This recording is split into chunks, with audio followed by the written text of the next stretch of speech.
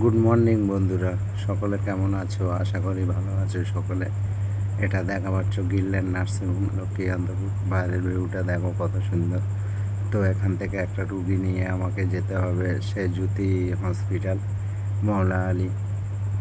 তো এখান থেকে রুগীটা তোলার জন্য গাড়ি লাগিয়েছি। পেশেন্ট নিয়ে আসতে গেছে ভেতরটা, তো নিয়ে যতটা তাড়াতাড়ি পারবো নিয়ে যেতে হবে।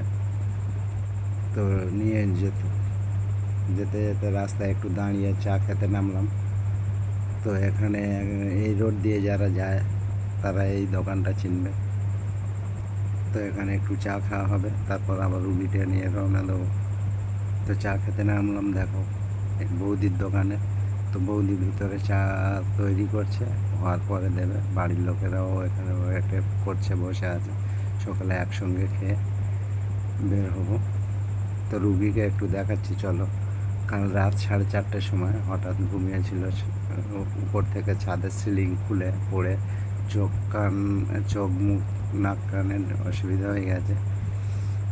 তো ফাইনালি পৌঁছে গেলাম সে জ্যোতি হসপিটালে। তো এখানে দাঁড়িয়ে গেলাম রুগী নামানোর জন্য।